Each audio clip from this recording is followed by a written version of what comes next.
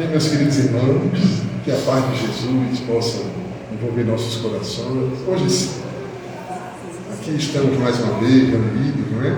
Para podermos estudar o Espiritismo, essa doutrina tão preenchedora, vamos dizer assim, que ela completa nossos anseios, nossos desejos de aprendizado, completa nossas ânsias de aprendizado, ânsias de conhecimento, de aprendizado, e estamos felizes de estarmos aqui. Hoje nós estamos abrindo o nosso aniversário, 7 anos de trabalho aqui nesta casa. São 7 anos de... A gente sabe que o trabalho espírita tem seus desafios, né? 7 anos de trabalho, a gente sabe que são 7 anos de algumas lutas.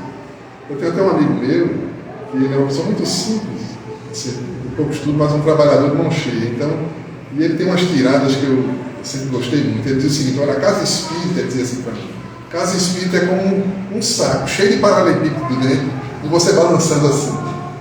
E aquelas arestas vão se aparando ali dentro. E eu achei muito interessante essa colocação dele, porque de fato é assim mesmo. Só que isso não é um privilégio da casa espírita, isso é privilégio, isso é uma condição humana mesmo. Qualquer agrupamento humano, a gente vai se ressentir dos nossos defeitos, nossas virtudes, e aí vai estar em choque um com o outro. E isso é bom, porque nesse contato, nessas dificuldades, muitas vezes, arengas, vamos dizer assim, que nós evoluímos, que nós nos aperfeiçoamos. E é óbvio que a gente vai fazer o quê? Vai trabalhar para tentar minimizar nossos defeitos e enfatizar nossas virtudes, que todos nós temos. E aí, a virtude de um somada com a virtude do outro, o trabalho vai crescer. Por isso que os Espíritos dizem muito a André Luiz, tem muitas passagens que ele toca nesse assunto, onde se fala que o trabalho ele só é útil verdadeiramente quando existe o concurso fraterno. Esse termo que ele gosta de usar, eles gostam de falar, é recorrente. O que quer dizer o quê? O concurso fraterno? É o trabalho de todos com um objetivo comum, mas irmanado, né? Naquele ideal, naquele objetivo de fazer uma coisa boa. Então, quando a gente tem esse objetivo bom e faz junto esse concurso fraterno, e a gente faz isso, deixando um pouquinho de lado nossos defeitos, né? Segurando eles um pouquinho, segura o ciúme, segura a inveja, segura o orgulho, segura a vaidade. Então, o trabalho se faz, ele é útil. E é isso que Jesus e os bons espíritos, amigos, eles esperam de nós, porque eles sabem que nós não somos anjos, não somos seres perfeitos. Muito longe disso. Estamos cheios de problemas, mas é bom, porque um dá a mão para o outro e com nossos defeitos, nossa dificuldade, vai aprendendo junto. É esse o nosso desafio. Então, nossa casa vem há 7 anos nessa luta. Enfrentamos a pandemia, mas graças a Deus, a casa, embora pequena, conseguimos durante toda a pandemia manter nossas reuniões. Ficaram virtuais, tanto as reuniões públicas, as reuniões de estudo, reuniões de vibração, o trabalho não parou. E voltamos no presencial, estamos aí completando nossos 7 anos. Os trabalhos assistenciais que faziam, anteriormente a gente fazia um trabalho, inclusive na pandemia, continuamos fazendo ele, que era o suporte que a gente dava a algumas crianças em situação de vulnerabilidade, boa tarde, né? E que atendíamos elas, né? E mesmo na pandemia continuou fazendo o trabalho meio que à distância, a gente não podia mais estar junto com elas, mas continuamos dando esse suporte ao abrigo com crianças que passavam por maus tratos, estavam ali numa fase transitória. Depois esse trabalho precisou ser descontinuado porque o pessoal do juizado não quis mais que fosse feito, mas a gente começou o projeto Alinhando Mães. Então a gente vem, está até aqui na camisa, né? Trabalhando as gestantes aqui no bairro, porque a gente olha aqui no bairro parece que não tem, né? Mas existe muita situação de vulnerabilidade por aqui dentro, né? É só procurar. Então a gente fez uma parceria com o posto de saúde aqui da Nova Caruaru e estamos em contato, já atendemos diversas gestantes e continuamos aí nesse trabalho. E além de dar um enxoval, mas também tem a visita na casa para entender o problema, dar algum outro suporte, tanto emocional, mas também uma orientação sobre os problemas políticas públicas, né, que elas podem ser atendidas. Então, um trabalho que ele vai um pouquinho além de simplesmente dar um enxoval. Mas o enxoval também a gente faz, elas vêm até aqui, a gente faz a prece com elas, faz uma reunião comemorativa, assim, bem agradável, e tem funcionado bem. Quem quiser participar com a gente, quem está assistindo aí, fica à vontade, está convidado, certo? Bom, hoje temos um imenso prazer na abertura do nosso aniversário, de receber nossa irmã Daniela Padilha, uma amiga muito querida mesmo, de coração, né? A gente se conhece há pouco tempo, mas uma afinidade boa, né, Daniela? E ela trabalha na Casa Chico Xavier, tá certo? Que é uma casa amiga também, né? Talvez a mais próxima da gente, assim, de afinidade, né? É próximo fisicamente, mas também na afinidade dos trabalhos, tem uma parceria muito boa. Sempre que a gente pode estar trocando uma figurinha, isso é muito rico, né? É o que Kardec dizia, é importante ter diversas casas e elas se entenderem, se comunicarem, né? É o concurso fraterno que os espíritos falam. É assim que as coisas andam. Não adianta fazer uma mega instituição. Eu já participei de casas assim, que ela começou pequenininha, cresceu, ficou com centenas de trabalhadores, chega um ponto que você nem tem gente que você nem conhece ali dentro. Aí vai perdendo aquele laço, aquele convívio mais familiar. Né? Não estou dizendo que é ruim crescer, não, mas que tem essa perda, tem. Né? Então, Kardec tem essa preocupação, que tivesse diversos pequenos e que se comunicassem, se ajudassem, aí o movimento fica grande, né? Muito bem, então ela vai trazer um tema para a gente maravilhoso, porque o nosso tema de aniversário é o aprendizado transformador da Boa Nova, certo? E é baseado na obra Boa Nova, de Humberto de Campos, psicografada por Chico Xavier. É uma obra lindíssima, trata de diversos casos, e a gente vai ver hoje um caso que é lindo, né? Do ceticismo à convicção, a jornada de Tomé. Então é esse o nosso tema da tarde. Daniela vai abordar. E nossa irmã Ingrid, que está aqui com ela, também da Casa Chico Xavier, e que Maio vai estar aqui falando com a gente já está organizando aí para ela fazer a palestra também, né? Então ela vai fazer a prece inicial. Vocês vão lá?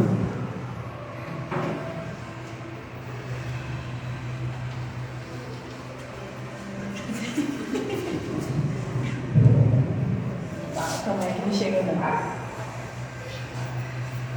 Senhor Jesus, aqui nos encontramos unidos e reunidos em Teu nome para iniciarmos mais um momento de fala, de reflexões nessa casa de amor, de esclarecimento e de propagação da doutrina espírita e do Evangelho.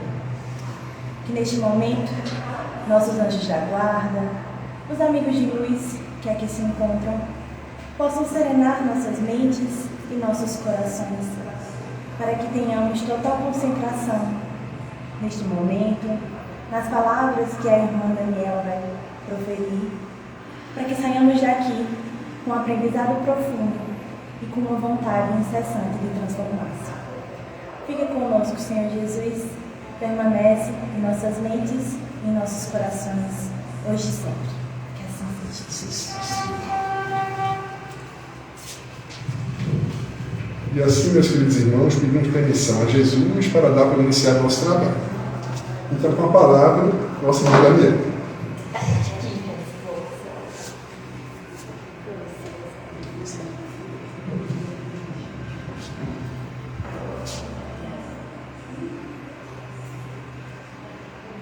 Então, muito boa tarde a todos e a todas. Boa tarde também a quem está nos vendo aí pela internet, pelas redes sociais e que até também vai ver essa palestra posteriormente.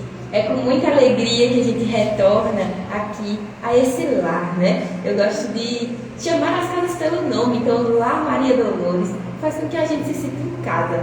Então que hoje, nessa tarde abençoada, meio chuvosa, né? Que dá uma chuva forte, mas a gente insistiu em estar aqui. Fomos convictos em nossa vontade de sair de casa, de buscar esclarecimento, de buscar entender algo a mais dessa boa nova que tanto nos transforma.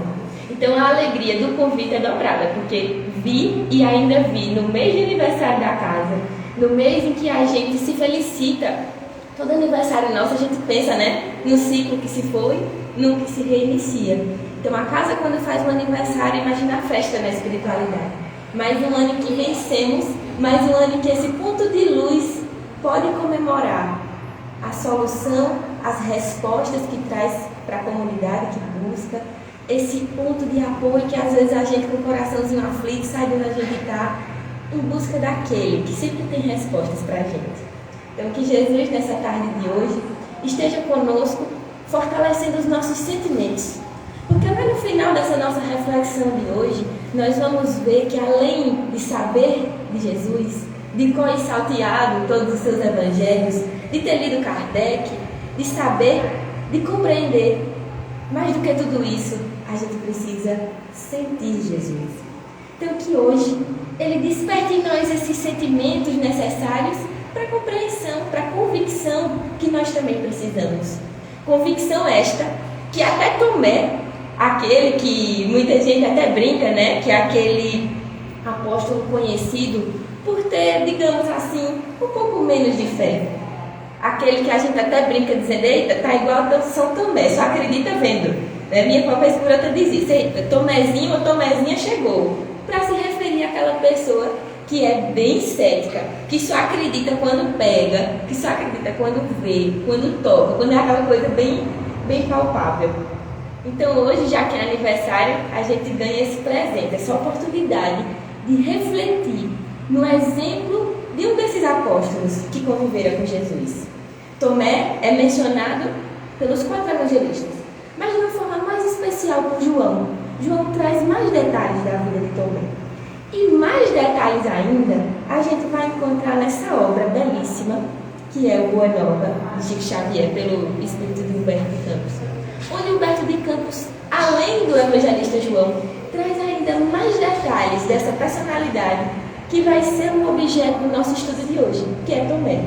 Então a gente, além do Evangelho, para estudar sobre Tomé, para aprender com o seu exemplo, a gente ainda tem Humberto de Campos esmiuçando, detalhando a vivência desse homem que provou para nós que era cético, que duvidava, mas que quando decidiu estar convicto, foi e não olhou para trás, como diz a história. Então, aquele Tomé que muitas vezes a gente escuta que queria provar os milagres, hoje nós vamos ver que Tomé muitas vezes queria e estava preocupado com o reconhecimento dos homens importantes, dos patrícios romanos. O que era que eles iam dizer de Jesus? Era como que ele estava preocupado com aquela aparência. A Boa Nova precisava ser divulgada. E se não fosse com os homens de posses importantes, os patrícios romanos? O que ia ser da Boa Nova? Essa era uma das preocupações de Tomé. Fora as vacilações na fé. Muitas vezes em que ele se pegava duvidando. Muitas vezes em que ele, se fosse nos dias de hoje, estaria ali no será? No e se? Será que é isso mesmo? Será que tem espírito mesmo? Será que tem vida após a morte mesmo, Alan? Será que Jesus prometeu tudo isso e realmente se executa todas essas promessas de consolação? E muitas vezes somos nós, ali naquelas dúvidas sorrateiras, que muitas vezes só o nosso travesseiro conhece, ou só o mais profundo de nossa consciência sabe. Aquelas dúvidas que são empecilhos à nossa fé, aquelas descrenças que atrapalham as nossas certezas, aquele ceticismo que distancia a gente da convicção da vida que não cessa. Muitas vezes somos nós esse cético, aquele que não confia, aquele que duvida, aquele que não crê. E hoje, através do exemplo desse apóstolo, a gente vai sair daqui com o convite e na certeza de que todos podemos ser convictos, de que todos podemos sim estar convencidos, mas não convencidos de uma forma cega ou de uma forma sem base, sem convicção realmente. Convencidos porque alcançamos, além da compreensão, o sentimento. Não existe convicção forte sem sentimento forte. Você é convicto naquilo que você sente, não só naquilo que você sabe. E é isso que a gente vai ver nesse exemplo de Tomé, que precisava ver para querer. E nós? Até quando vamos precisar ver, tocar, sentir em nossos sentidos físicos para que a gente realmente creia? E aí na narrativa, feito esse breve preâmbulo, na narrativa de Humberto de Campos, nesse livro tão forte, porque inclusive no início desse livro, Humberto de Campos diz, muita gente, em outras palavras, né, não vai nem acreditar nesse livro que eu estou trazendo. Ele é fruto de estudos onde eu vejo tanto que a gente ainda tem para aprender. E eu vou trazer aqui, de forma ousada até, alguns detalhes que não estão nos evangelhos, mas que fizeram parte das histórias por trás das histórias relatadas no evangelho. E hoje vamos ver como Humberto de Campos, ele que vai direcionar, digamos assim, em sua obra Boa Nova, a nossa reflexão de hoje, que vai estar lá no capítulo 16, que tem como tema o testemunho de Tomé. No Evangelho de Marcos, o seu capítulo 8, ali os versículos entre 10 e 13, acontecia por ali uma das multiplicações de pães e peixes. Nesse cenário, em um local chamado Dalmanuta, os fariseus foram pedir a Jesus alguns sinais do céu. Afinal, não se diz filho de Deus, o filho do homem? Então, faça os milagres. Você não é tão poderoso? Você não é o cara, como a gente diria hoje? Então, eles chegam para Jesus pedindo esses sinais do céu, muito mais com o objetivo de tentarem Jesus do que realmente verem sinais do céu. E aí o evangelista Marcos e Humberto de Campos fazem menção a uma frase que Jesus diz, arrancada do seu íntimo com quase um suspiro, dizendo: por que pede essa geração um sinal dos céus? E quando a gente pensa nos nossos questionamentos, no nosso dia a dia, será que nós também não vivemos pedindo sinais do céu?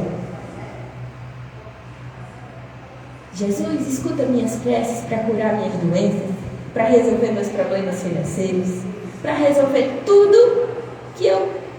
Será que realmente é esse o caminho da nossa prece? Que Jesus resolva ou que a gente tenha coragem de resolver? Que Ele faça por nós ou que a gente tome a nossa enxada e faça a parte do trabalho que nos cabe? Então, quando Jesus faz essa indagação, por que essa geração pede tanto o sinal do céu? Porque nós pedimos tantos sinais materiais dos Espíritos. Eu não tenho um anjo da guarda? Cadê ele que não aparece? Por que ele não me protegeu? Por que ele não me livra dessa doença? Por que não livra minha família desse mal? E por que não livra de todas as dores que eu tenho que sofrer, os desaforos que eu escutei, as vezes que fui excluído, injuriado, açoitado? Cadê vocês que não aparecem? Cadê os sinais? Não disse que tinha vários? E Jesus vai explicar-nos onde estão esses sinais. Hoje, a gente vai aprender com Tomé, que muitas vezes achava que esses sinais estavam nos milagres, no sobrenatural, em curar as doenças, em espantar as obsessões que Jesus fazia. E Jesus vai, mais uma vez, em sua reflexão profunda e simples, nos dá a resposta de onde estão esses milagres, de onde estão os mais poderosos milagres, na verdade. E aí, feito Jesus essa pergunta, nesse cenário que frequentemente as pessoas o buscavam com essa preocupação apenas pelo maravilhoso, pelo sobrenatural, por esses milagres, e tinha que ser milagres extravagantes, do jeito, não era um milagre pouco não, tinha que ser milagre daqueles realmente para dizer que Jesus era o cara, nesse sentido sobrenatural.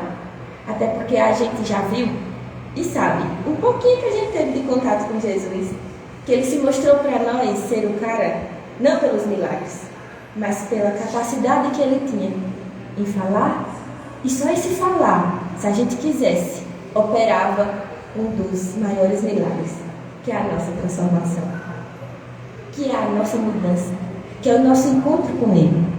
Então, Jesus, nesse contexto, né, que se dizia, como os fariseus falavam, você não disse que é o Filho de Deus? Então, vamos fazer aí? Os fariseus até queriam novos ensinamentos, mas presos aos velhos ensinamentos e normas egoístas. É aquilo, eu quero novos ensinamentos, mas que leve o pão para a minha casa, mas que responda às minhas dúvidas. Pensando hoje, às vezes, quando a gente chega numa casa espírita, que vem aquela carta daquele ser querido que recentemente desencarnou e eu só acredito se eu ver, se eu tocar, se for assim, se ele me chamar pelo apelido que me chamava e assim sucessivamente. Então, os fariseus queriam novos ensinamentos, mas que os prestigiassem, ou seja, que mantivessem aquele egoísmo, que tivessem o renome, o respeito. Ou seja, se Jesus era poderoso, eu pensava assim, os fariseus deviam pensar, vamos ficar perto dele, porque a gente vai ficar mais poderoso ainda, se o homem faz tudo isso. Só que aí, dentro desse cenário que eu falei para vocês, que está ali no Evangelho de Marcos, que nem se cita Tomé, quem cita Tomé já é Humberto de Campos. Nesse cenário em que os fariseus buscam esses sinais, chega Tomé perto de Jesus dizendo assim: Jesus, como entusiasmado, como que é assim quando a gente chega para contar alguma coisa a alguém que a gente gosta, tu não sabe, Jesus, tem um monte de gente, de homem importante ao redor aqui de Dalmanuta, estão na localidade e, para melhorar, desejam te conhecer, ué. Patrícios romanos, homens que realmente tinham esse poder, altos funcionários de Herodes, doutores da lei, ou seja, gente da alta. Como eu imagino se fosse nos dias de hoje, também ia dizer: Jesus, essa é a nossa hora, vamos. Chegou o nosso momento. E Humberto de Campos fala que Tomé era um dos apóstolos mais preocupados com essa questão de divulgação da Boa Nova. Como era que ia ficar? Ele pensava: quem vai financiar nossas viagens? Quem vai nos proteger desse caminho, por exemplo? Quem vai assegurar que a gente vai chegar de uma cidade a outra, nos emprestar um camelo, nos emprestar um cavalo, de repente? Quem é aquela pessoa que vai preparar esse terreno? Os investimentos?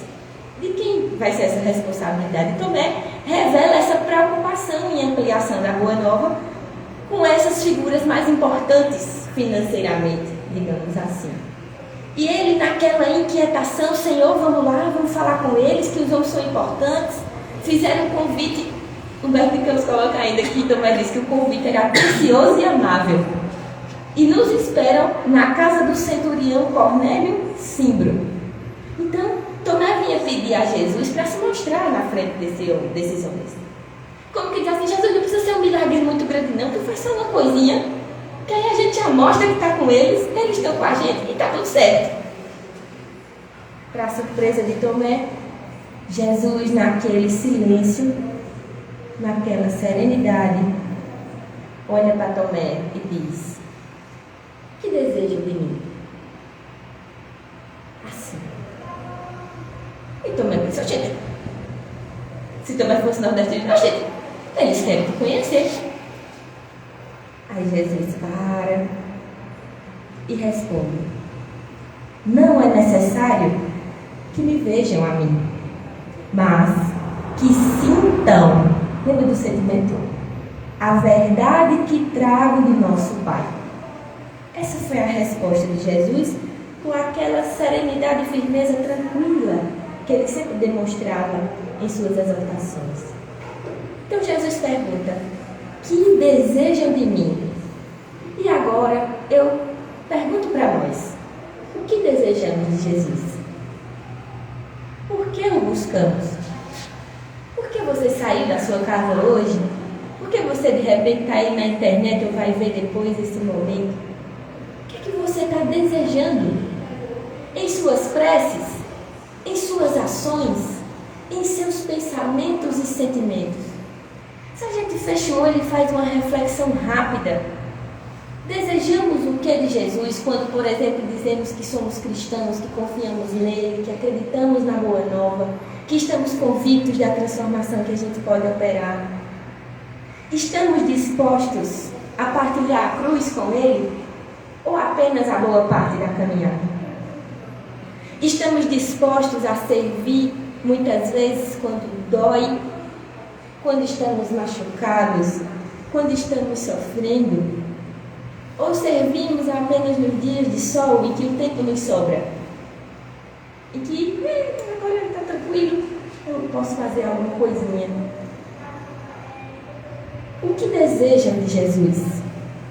E eu penso que tem frases tão fortes que ficam para nós, que se a gente para nelas, a gente passa tarde. O que estamos desejando nesse sentido quando falo partilhar a cruz com Jesus na caminhada? Ou apenas as coisas boas? É, por exemplo, assim, Jesus diz: vós sois deuses. Aí a gente, opa, gostei. Aí ele diz, quando te bater em uma face, oferece a outra. Aí eu já não gostei. Aí Jesus também pode dizer assim, os justos, os mansos, os pacíficos herdarão a terra. Aí você, opa, gostei, os justos vão herdar a terra.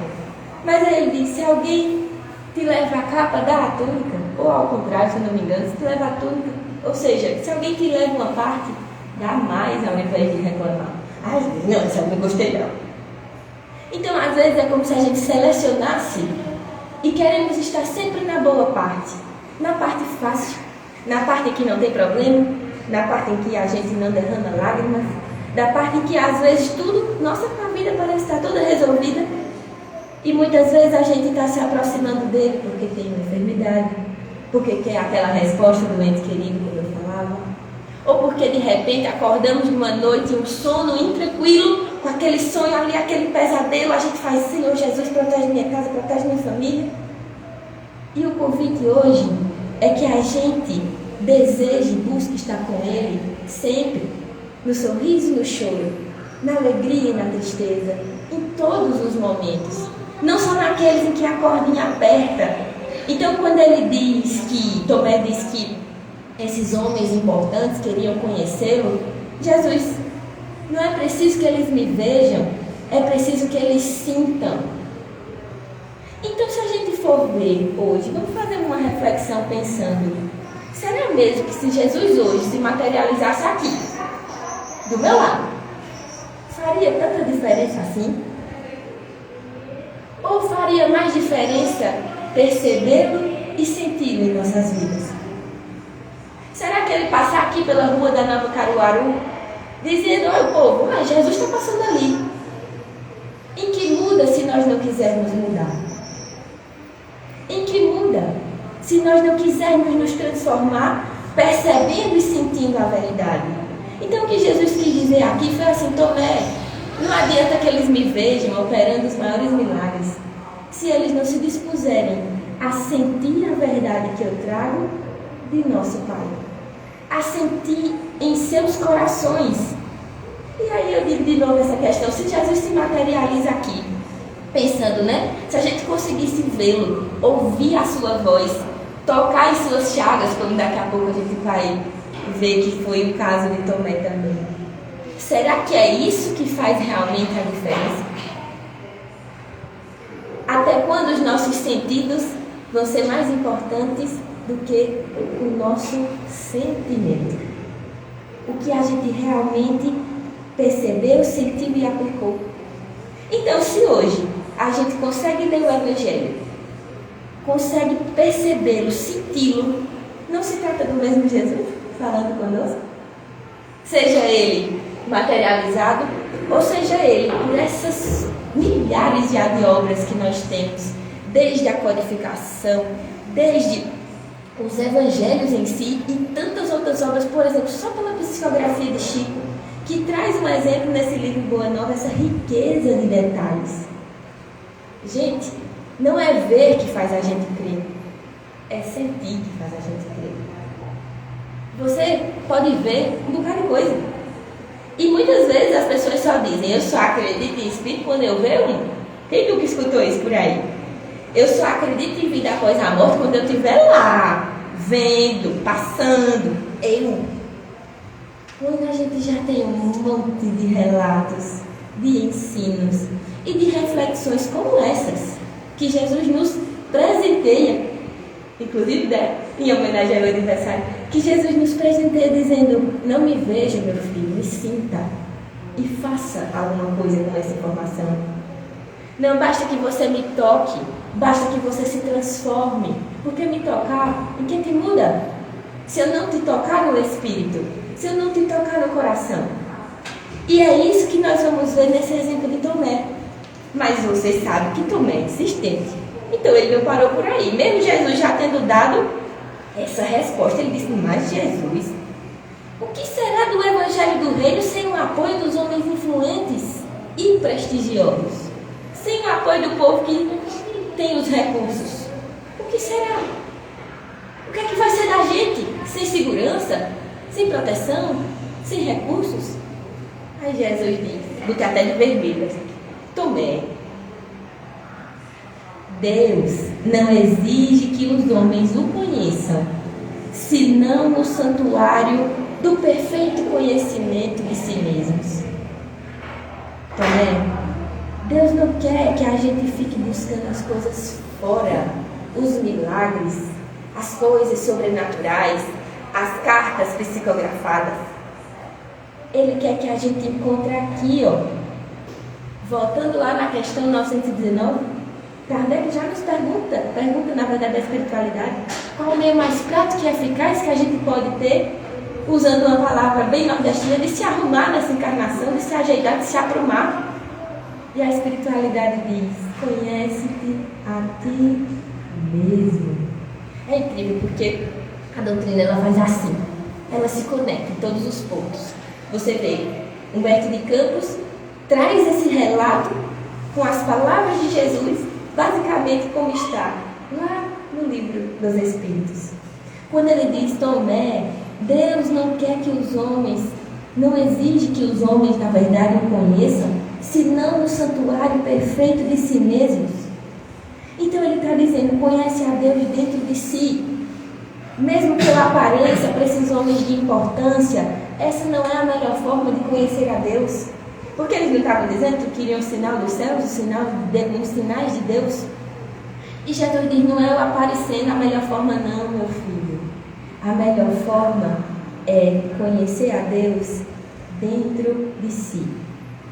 Escutando-nos, olhando para dentro, naquele momento em que a gente medita, em que a gente silencia, em que a gente escuta aquelas leis, as leis de Deus onde estão escritas?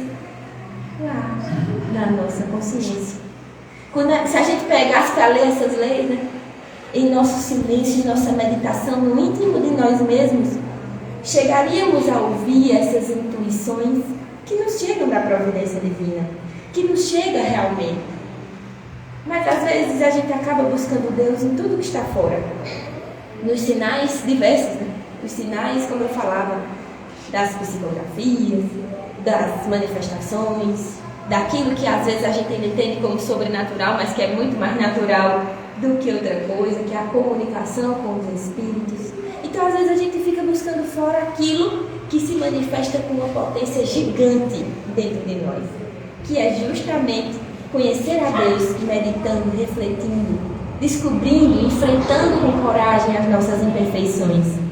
Então, quando Jesus diz a Tomé que para conhecer a Deus a gente precisa meditar, precisa refletir, encarar nossas imperfeições, ele diz: não é só me ver. Claro, quando Jesus diz isso, ele não está tirando, digamos, a importância que um Espírito perfeito perto de nós tem, o impacto que um Espírito perfeito tem perto de nós. Mas de que adianta esse impacto se nós não estivermos abertos a ele?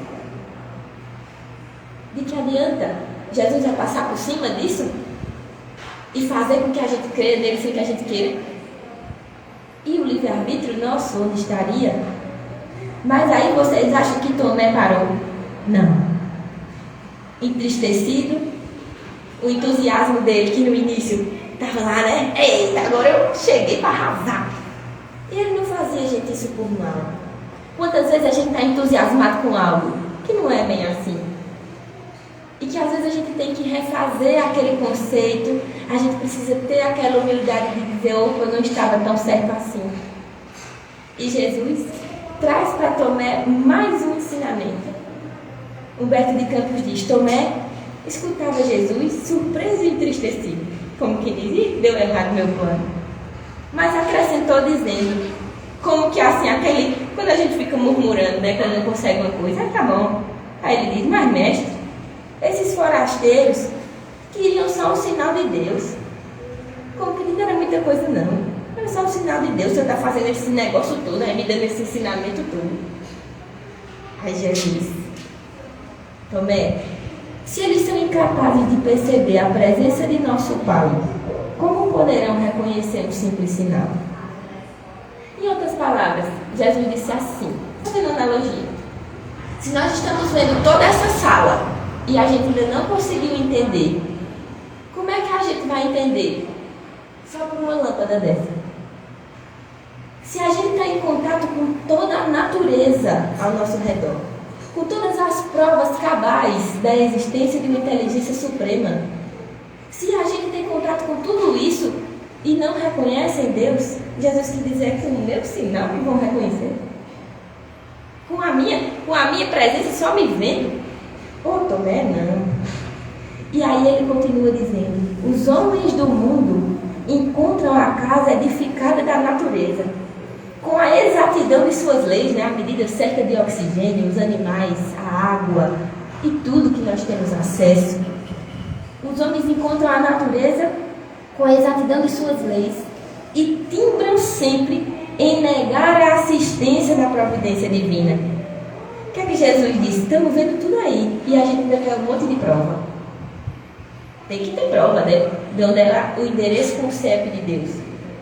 De onde é que ele está, a residência do homem barbado, que a gente às vezes pensa que é Deus. Mas Jesus quer dizer assim: se não estamos sentindo a presença de Deus por tudo que já temos, como vão reconhecer com um simples sinal? Tomé estava dizendo que ele só queria um simples sinal. Aí Jesus diz: como é que vão me achar com um simples sinal? De que adianta que vejam se não sentem? Isso me faz lembrar o que é o Espiritismo. Tem uma parte ali no que é o Espiritismo que Kardec dedica ao esclarecimento das dúvidas de um cético. E ele vai perguntar de tudo. E uma delas é: não basta que os incrédulos vejam para que se convençam. Porque também, gente, tem muita gente que vê e continua sem acreditar. Então não é ver que faz com que a gente creia, certo? Porque tem muita gente que vê, que toca, mas que ainda arruma alguma justificativa para aquilo não ser bem assim. Então nós estamos entendendo e já vimos que ver não é o que faz a diferença. Não é o que faz que a gente creia. Não é o que faz que a gente saia do ceticismo à convicção, da dúvida à fé. Hoje a gente vai encerrar com o Evangelho segundo o Espiritismo, que diz a gente qual é a etapa. O que é que faz sair de um extremo para o outro? Fora isso, o exemplo de Tomé. Então, quando a gente pensa em todo esse contexto, Jesus ainda diz: Tomé, o Evangelho não é para aqueles que estão satisfeitos e confortados com as respostas da terra. É justamente para os corações que aspiram a uma vida melhor. Eu não tenho dúvida que se você hoje saiu da sua casa para estar aqui, é que você está nessa segunda etapa, aspirando por uma vida melhor, aspirando por talvez aquela resposta que ainda falta, que ainda fica ali doendo o nosso coração, ou por aquela questão que você quer passar, mas que você tentou uma, tentou duas, tentou três e ainda não conseguiu. Aquela imperfeição que lhe assola ali, mas você conhece-a e sabe que quer retirá-la do seu rol de personalidade, digamos assim.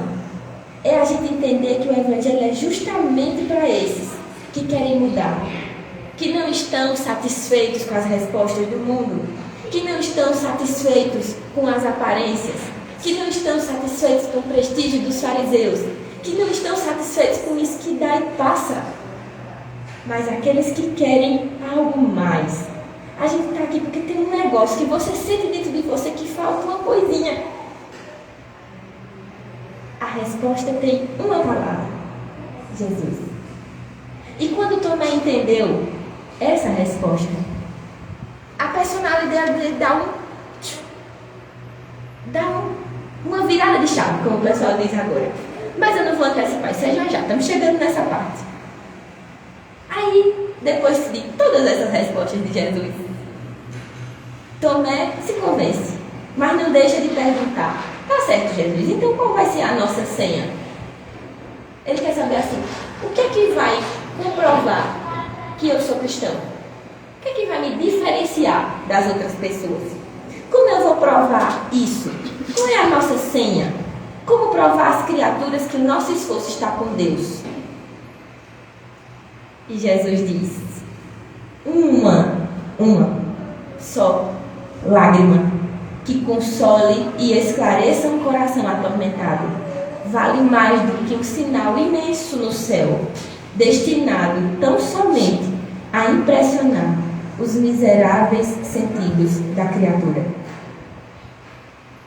Mais poderoso do que impressionar os sentidos é uma lágrima que ajuda a consolar a dor de alguém, que ajuda alguém a se erguer. Às vezes uma palavra, um abraço, um acolhimento. As pessoas já têm tanta dor para carregar e a gente vai ser mais uma situação que a coloque em uma situação de dificuldade.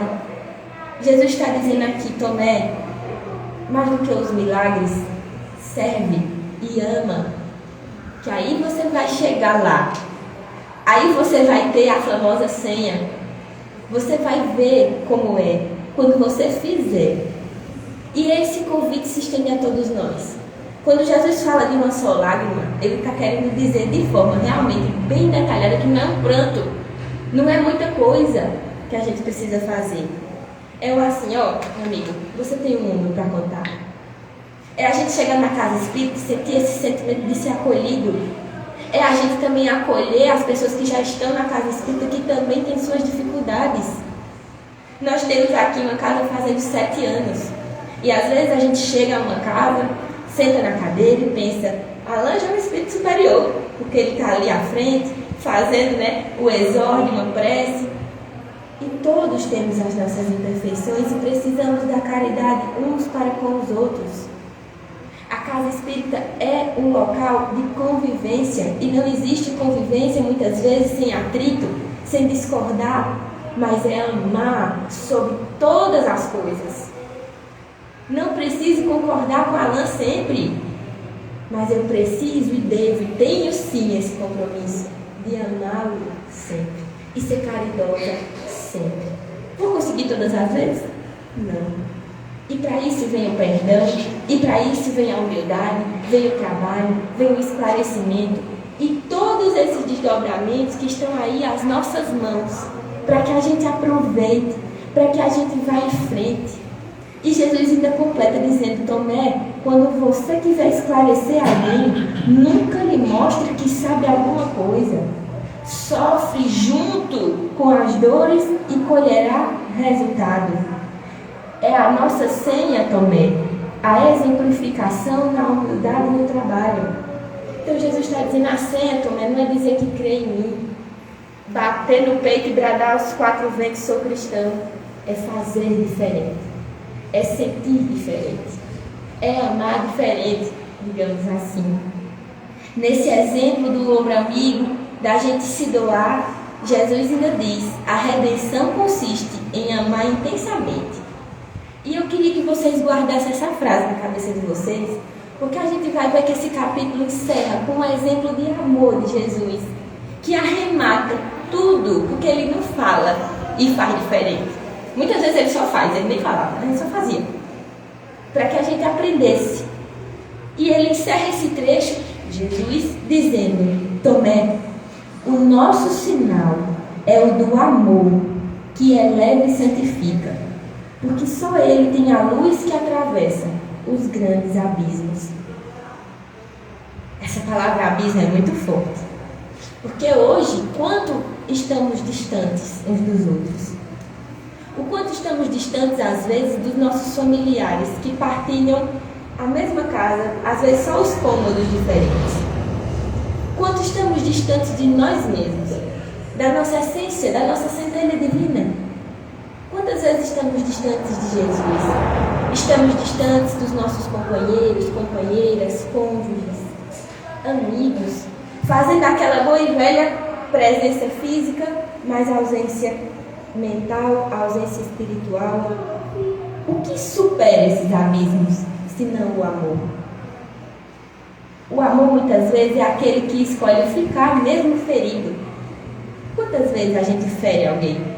Seja pelo julgamento, pela palavra dita na hora errada, pela ação. E a gente não quer o perdão dessa pessoa? Não quer que a gente fique bem? E quando for o contrário? Você está ferido, está magoado?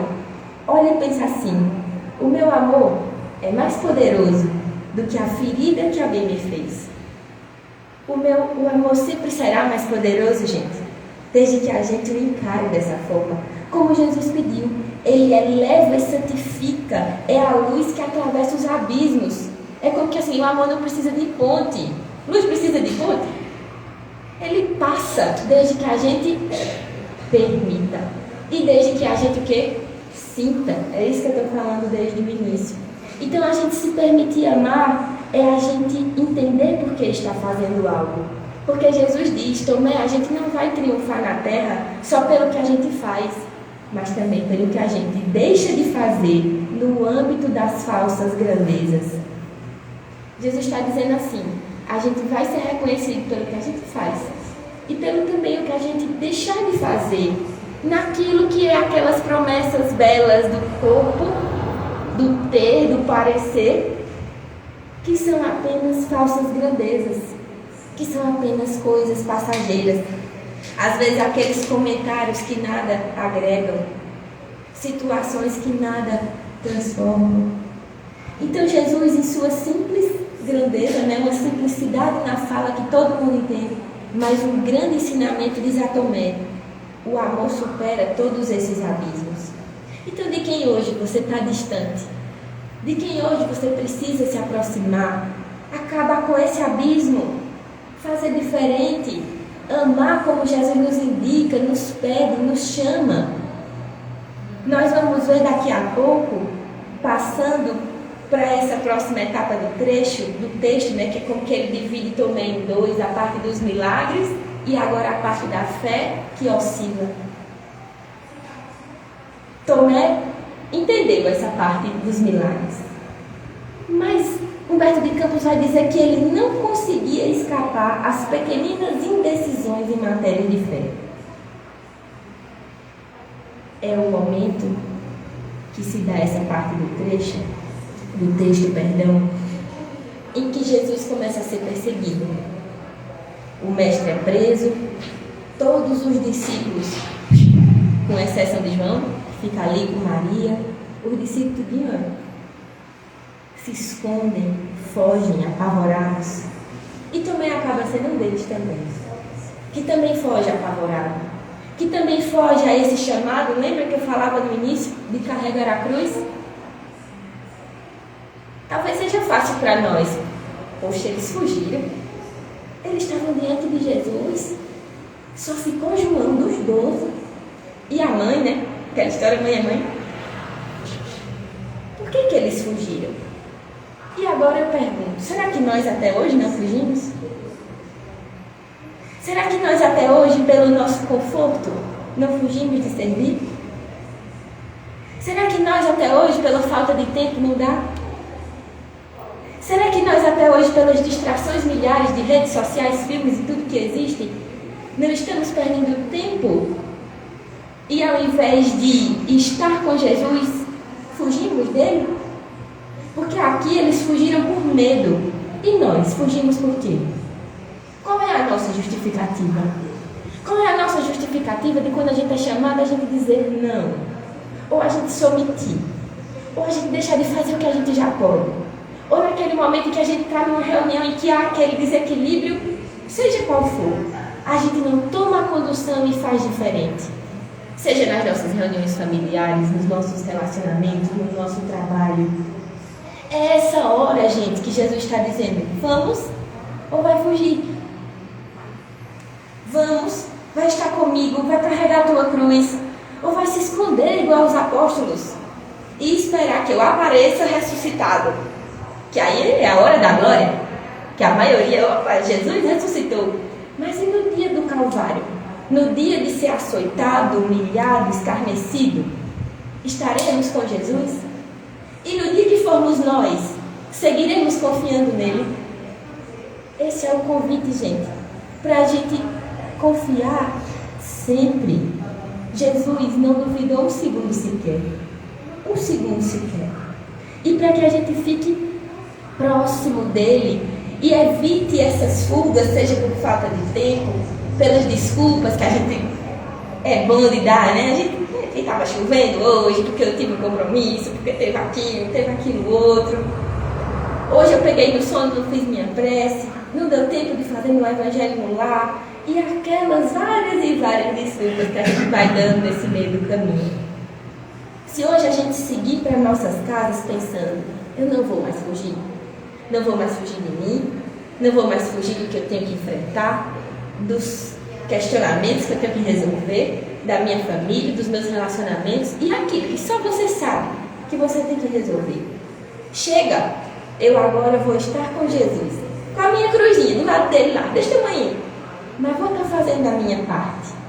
E aí, Tomé, no meio desses discípulos, retomando aqui ao texto, que debandaram, mas tinha aquele coraçãozinho ali cheio de remorso, pensando: será que não dá para ver Jesus pela última vez? Jesus já estava preso a caminho do Calvário. E ele decide: tá bom, eu vou lá. Ele se disfarça, bota uma túnica ali para ficar irreconhecível no meio da multidão e vai. Se incorpora ali naquele ruidoso cortejo, as pessoas xingando Jesus, os soldados tinham que ir ali ao redor para as pessoas já não baterem em Jesus, e ele ali naquele meio, com o coração acelerado, vai se aproximando do mestre, que caminhava a passos vacilantes entre esses soldados. Sentia uma angústia que dilacerava as fibras mais delicadas de sua alma. Seguiu até que o madeiro se ergue. Via Jesus sentenciado. Via Jesus escarnecido, humilhado. Mas ele enfrenta essa multidão e contempla fixamente o Mestre. Essa narrativa de Humberto de Campos vai fazendo a gente criar, uma imagem na cabeça. Imagina você agora olhando fixamente nos olhos de Jesus. Se coloca aí na posição de Tomé. Olha para Jesus, que mantinha aquela serenidade na fisionomia, refletindo o amor que ele sempre teve, naquela tranquilidade, naquela serenidade. Tomé via Jesus agora com os pés ensanguentados. As mãos, tão generosas, agora eram 2 rosas vermelhas que gotejavam o sangue do suplício. E a sua fronte, que havia abrigado os pensamentos mais puros do mundo, agora era uma coroa de espinhos. Esse era o mestre que Tomé via. Os pés, as mãos e a fronte açoitados. E ele se põe a chorar. Discreto, porque ele não podia aparecer. Imagina se descobre que ele é ele. E ali, olhando Jesus como se o mestre buscasse naquelas milhares de pessoas, algo toma Tomé meio que magnetizado e ele avança lá perto de Jesus. Ele chega perto da cruz. E nesse momento ele esperava que Jesus iria reprová-lo, iria dizer o quanto ele merecia por esse procedimento condenável de ter se escondido, de ter fugido, naquela hora tão necessária. Tomé esperava aquela bronca. Aproxima-se ofegante da cruz, feito eu estou agora. E escuta de Jesus, basicamente sussurrando: Tomé, no Evangelho do Reino, o sinal do céu tem de ser o completo sacrifício de nós mesmos. Tomé, o sinal aqui é amar acima de nós mesmos. O sinal aqui é se doar. E Jesus quer dizer a Tomé que o maior milagre, o maior sinal, ele não pedia milagres, sinais, o maior sinal é o nosso sacrifício. E muitas vezes o sacrifício mais difícil é amar aqueles que nos perseguem, amar aqueles que nos abandonam, que no dia de testemunharem por nós, fogem, que no dia de nos apoiarem, nos desamparam, que no dia de nos dizerem estou contigo, soltam a nossa mão. E Jesus estava lá sem medo, dizendo: meu filho, completo sacrifício de nós mesmos, é essa a senha que você queria. O sinal dos céus que os fariseus querem é este. Estão prontos para compreender? Estão prontos para isso? E aí foi inevitável lembrar do capítulo da Gênesis, que fala sobre os milagres de Jesus, capítulo 15 da Gênesis. A leitura dele completa é incrível. E em especial no item 63, Kardec aborda sobre esse dia, sobre esses momentos ali da crucificação, em que Jesus é preso e etc. Né? Essas questões de ressurreição, o corpo de Jesus, etc. Reencarnação, ressurreição mesmo, como Kardec vai explicar essa questão. E aí, eu acabei de dizer para vocês, nesse texto de Humberto de Campos, que ele diz: Tomé, o sinal maior, ou seja, o milagre, o auge, é o completo sacrifício de nós mesmos, certo? E Kardec traz o maior milagre. Agora eu queria perguntar a vocês, na sua opinião, qual é o maior milagre que Jesus fez? Pensa aí. A resposta está em Kardec. O maior milagre que Jesus operou, item 63, capítulo 15 do livro A Gênesis. O maior milagre que Jesus operou foi a revolução que seus ensinos produziram no mundo, malgrado a exiguidade dos seus meios de ação. Ele está dizendo aqui, Jesus revolucionou tudo, basicamente sem recurso nenhum. Lembra que a preocupação de Tomé eram os recursos? E aí, como é que vai ser? Aí Kardec traz nesse trecho: Jesus, desconhecido, pobre, nascido na mais humilde condição, ignorado, sem preponderância política, artística ou literária, desprezado, perseguido, teve que fugir para não ser apedrejado, traído por um dos apóstolos, renegado por outro, veja que ela está grande, abandonado e por aí vai.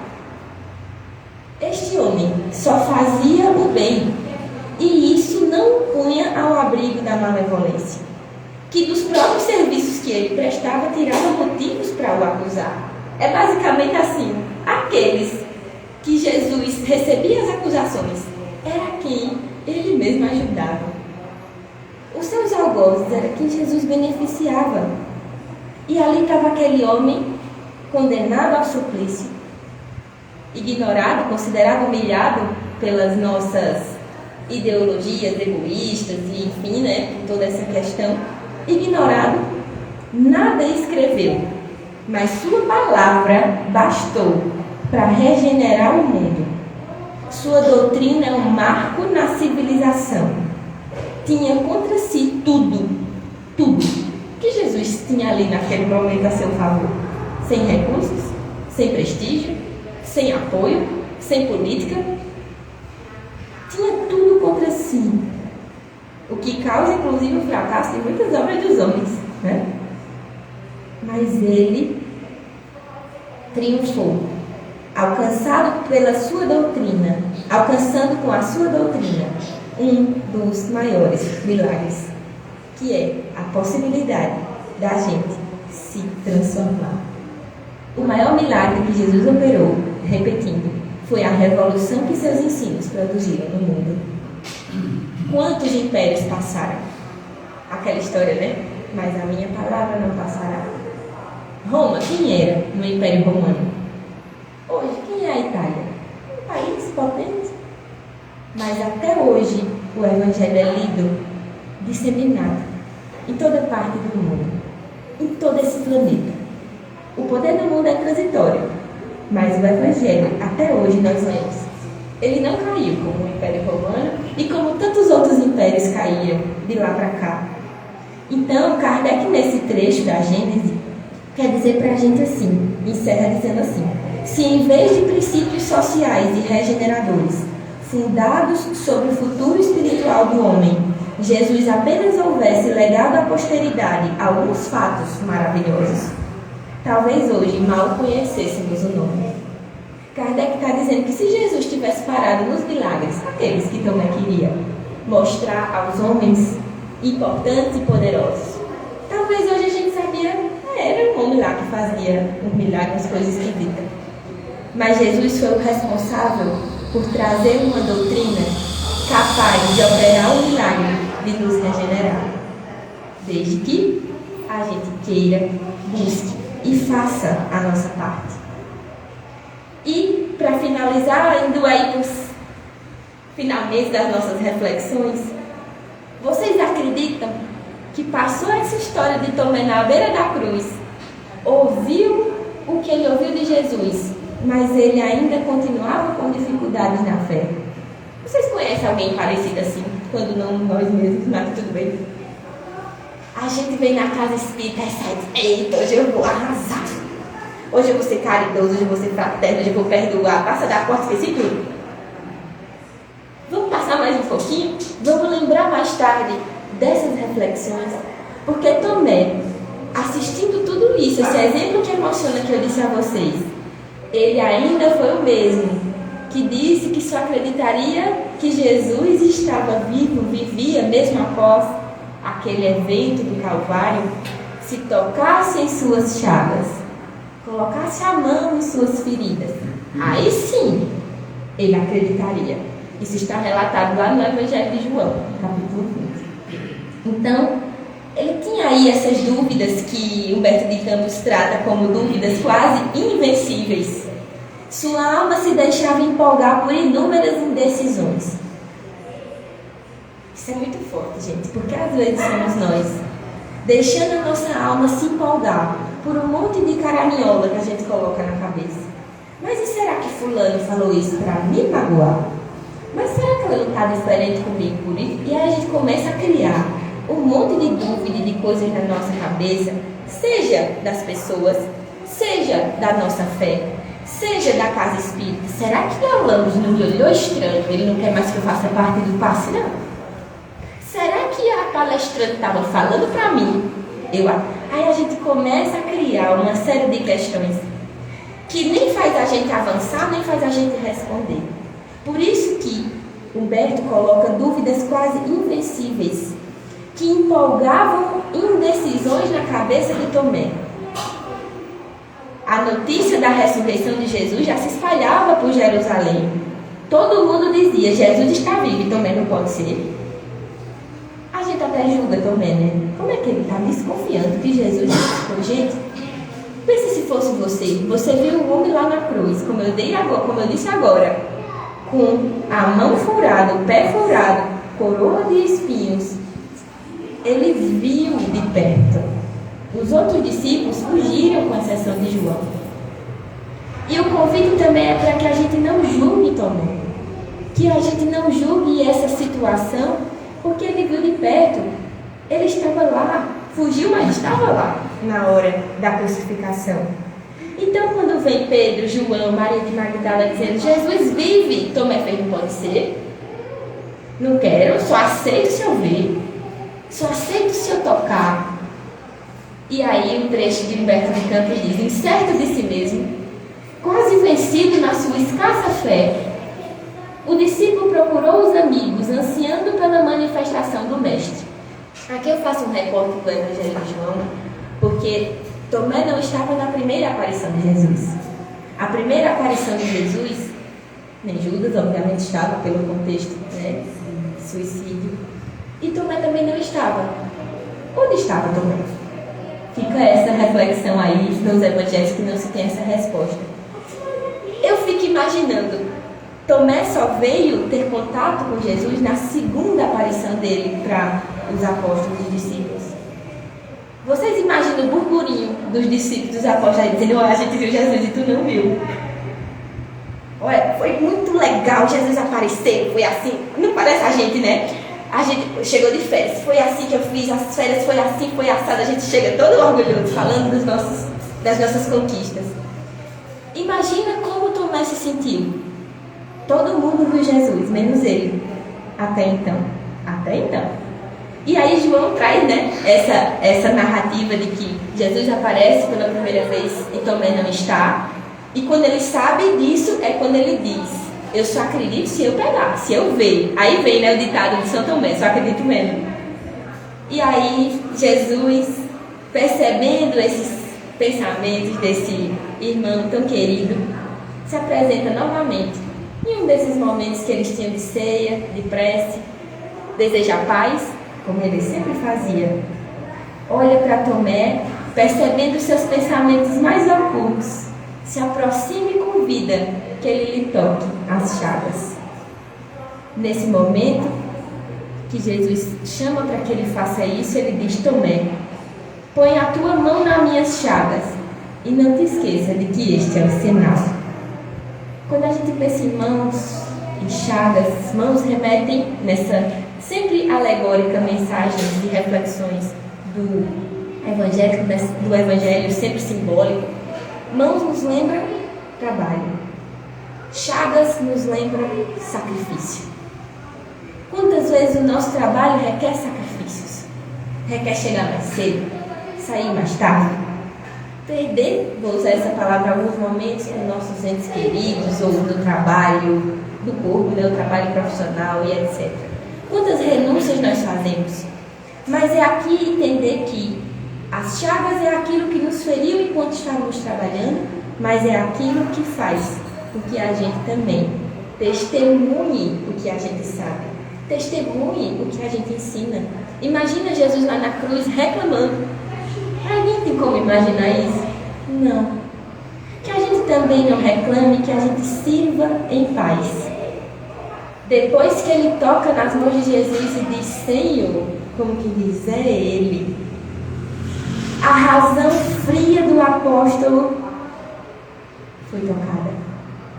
Acabou aquele Tomé cético. Acabou aquele cara que queria tocar em tudo para ver.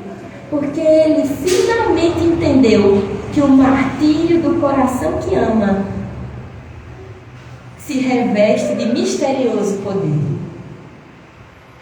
O martírio do coração que ama, o coração de Jesus. Lembra que eu disse, gente, salva essa frase do amor. O martírio do amor tem um poder que eu não ouso falar sobre ele aqui. Não tenho condição. É um mistério muito maior que nos dá uma força que a gente é incapaz de dizer, ó, desse tamanho, é desse. O apóstolo enfim entendeu, ele compreendeu. E as suas lágrimas agora eram de júbilo. Não eram mais de remorso, de culpa, do que eu não fiz o que eu tinha que fazer. E Humberto de Campos encerra esse capítulo dizendo: sua alma acabava de vencer uma grande batalha. O coração triunfara o cérebro, o sentimento aperfeiçoava sua fé. E esse capítulo se encerra com um ensino grande para nós de que batalha precisamos vencer em nossas almas. Responda e lute para vencê-la, como Tomé nos exemplificou hoje. O cara cético, duvidando de tudo e de todos, do próprio mestre. Quando ele se deixa tocar, não pela mão em si só, mas quando ele sente. Jesus aqui quer dizer que ele sentiu algo diferente e vence a batalha entre o coração que triunfa o cérebro e o sentimento que agora aperfeiçoa a sua fé. Nas casas espíritas defendemos muito a bandeira da fé raciocinada, mas nada adianta a fé raciocinada se não for sentida. Se você não sentir em você algo que lhe transforma e lhe faz fazer a diferença, de nada adianta saber Kardec de cor e salteado, saber os evangelhos de cor e salteado. Nós precisamos saber ser e sermos tocados por esse sentimento que é a existência de Jesus em nossas vidas. É deixar-nos envolver como Tomé se deixou, para que a gente vença e a nossa fé se baseie no nosso sentimento também. Para fechar, Juliana, Humberto de Campos, no início desse livro, diz assim: hoje não mais cogito de crer, porque sei. Tomé diria assim: hoje não mais cogito de crer, porque sei e porque senti. Que a gente possa sair daqui com essa vontade de saber, mas também de sentir, de não querer ver, tocar, mas interiorizar, entender que, como diz o Evangelho segundo o Espiritismo, no trecho da fé que move montanhas, ali no capítulo 19, para crer não basta ver, é preciso, sobretudo, compreender. E a gente, para compreender melhor, a gente precisa sentir. Jesus precisa ser sentido nas nossas ações e nos nossos dias. Isso nos faz ter a verdadeira fé, aquela que abala as fibras do nosso coração, que nos transforma, que nos encaminha para aquele mundo de regeneração que a gente tanto fala e desperta em nós os sentidos mais nobres que nós podemos ter. Que a gente hoje saia daqui sabendo que ama Deus, mas por que o ama? Que compreende os seus desígnios e promessas, mas por que a gente acredita nisso? Porque a gente sente diferente. E o nosso sentimento, baseado com uma fé raciocinada, a gente sabe e faz, compreende e sente. A gente deixa de duvidar para ter convicção. A gente sai da dúvida e vai para a fé. E é isso que Jesus espera de nós. Que a gente hoje siga as nossas casas, as nossas preces, os nossos dias, com essa convicção que podemos fazer diferente, desde que a gente realmente queira. Que a nossa fé transporte as montanhas de todas as nossas imperfeições. E assim como Tomé, a gente esteja convicto de que Jesus está conosco sempre, nos amparando e nos dando os direcionamentos que precisamos. Meus irmãos, me perdoe por ter me alongado um pouco. Agradeço pela paciência, os ouvidos atentos, os olhos atentos. Espero que essa reflexão tenha chegado aos corações de vocês, que Jesus, sem dúvida, se faz presente em momentos como esse, porque nós somos apenas emissários dessas palavras, apenas instrumentos desse amor que tanto nos consola. Então, amigo, lhe devolvo a palavra, desde já agradecida pelo convite, pela paciência e por tudo. Gratidão.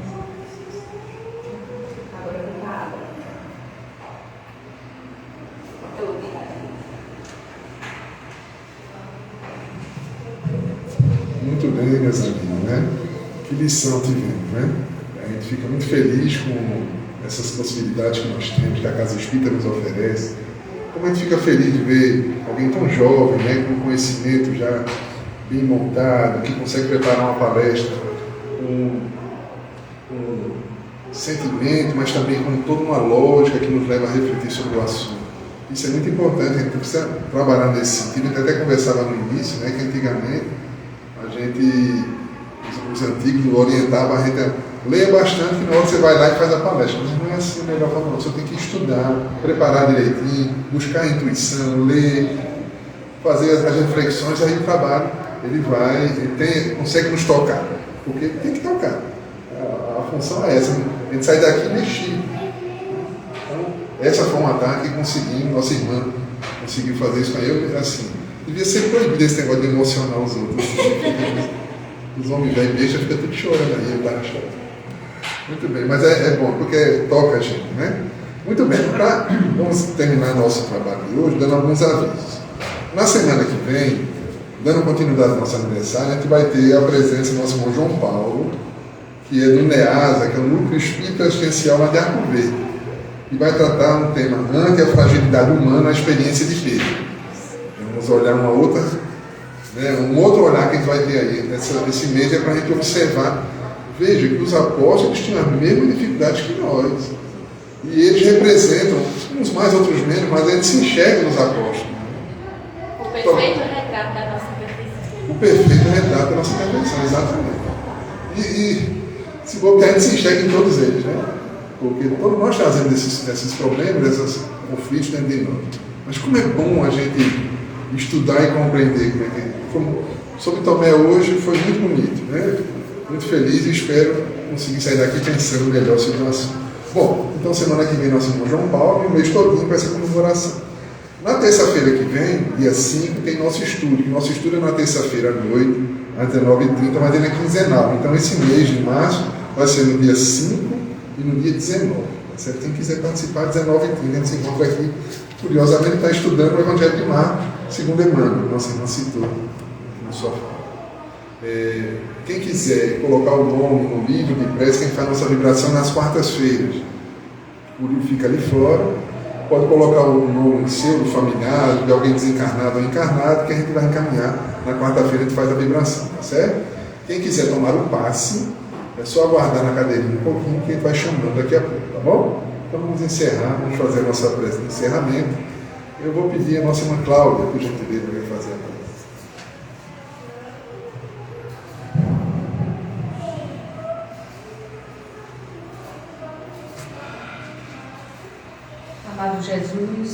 muito obrigada por essa tarde tão maravilhosa de reflexão, que possamos levar isso para toda a nossa vida. Amar e sentir o verdadeiro amor do Cristo. Abençoa a todos nós, que nossa semana seja de paz, de harmonia e de prática do bem divino. Dai-nos a tua glória e tua paz hoje e sempre. Que assim seja. Muito bem, meus irmãos. Então, muito obrigado. Leva o nosso abraço a todos da Casa Chico Xavier. Tá certo? E encerramos por aqui com a permissão de Jesus. Muita paz para todos.